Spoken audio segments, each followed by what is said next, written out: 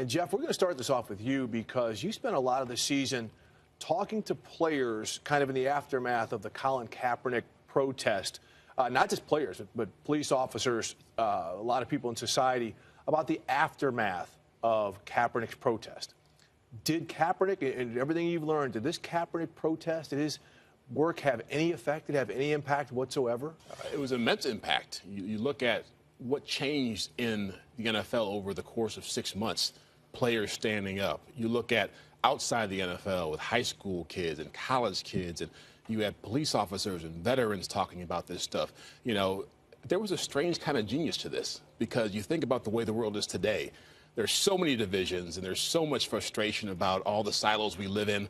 And sports really is the only place where we still get together and we tear down our walls and we accept each other. And so him having this protest on this stage opened up a door that nobody could really imagine. And really, Tiffany and I were in Charlotte back in week 3 when there were riots going on and the shooting of Keith Scott. And we saw a whole different thing happening back then that really changed the whole world as well. Yeah, we definitely did. And there, you know, more of the demonstrators, a lot of people were trying to demand more from these athletes. A lot of people wanted to hear from Cam Newton then, who did come out and sort of made a statement with the Martin Luther King quote on his T-shirt. But after that, we saw other athletes taking more of a stand, taking action. I think that's the big thing that we've seen happen after Colin Kaepernick is that guys have started to take action. We see Doug Baldwin up in Seattle. Down in Miami, it was Aaron Foster, who's no longer with the team, who retired. But, you know, Kenny Stills as well, those guys getting together, law enforcement with the communities to kind of try to bridge that gap and bring people closer together. And I think it's important to remember that what Colin Kaepernick's gesture started with was a cry for social justice. And 60s and 70s, this was relatively commonplace in sports circles. It was very anti-establishment. And then there was a long period kind of symbolized by Michael Jordan wanting to sell sneakers famously, where athletes kind of were like, I'm not going to alienate consumers. This is a growing trend now. And, you know, you're seeing with the Patriots, a team whose coach, quarterback, and owner openly at least cavorted with the very controversial president.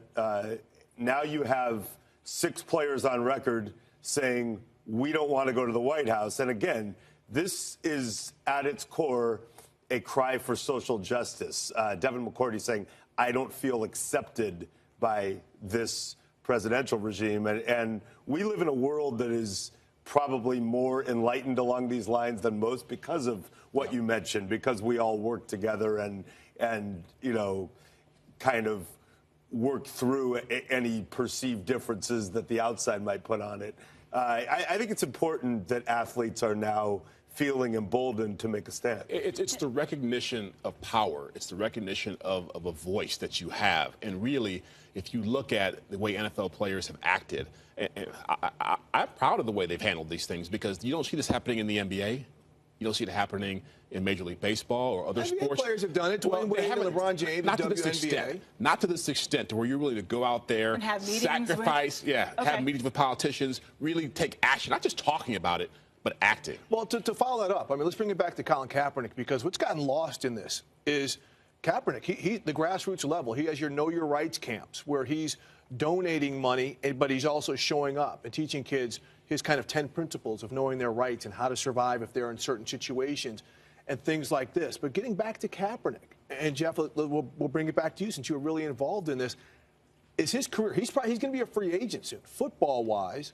Is his career possibly in jeopardy because of this? We know, you know, he played for a bad team last year. His numbers weren't great, but he's only 28 years old. You think this could be held against him in free agency? Well, Tiffany raised a good point when she talked about Cam Newton and the pressure he was under. And when all this started, I always felt like it was easier to be a backup quarterback doing this than being a starting quarterback because you have less to lose. So to your question, I do think he's created some issues for himself. But I think the times have changed so much in the last 6 months that I think what he's doing now is more acceptable because more players are doing it. Like Mike said, the White House is offering a different narrative to the country. And so what he's doing is really people are more comfortable with it now. I agree with that. It's forced everyone to have this conversation and maybe for other people to look at this and say, oh, it doesn't affect me, but it's affecting other people. It's not just about what's happening to me in my own life, but now how can I try to step up and maybe help these other people out? All right, the great thing about this is this story evolved throughout the season. It kind of ebbed and flowed and went a lot of different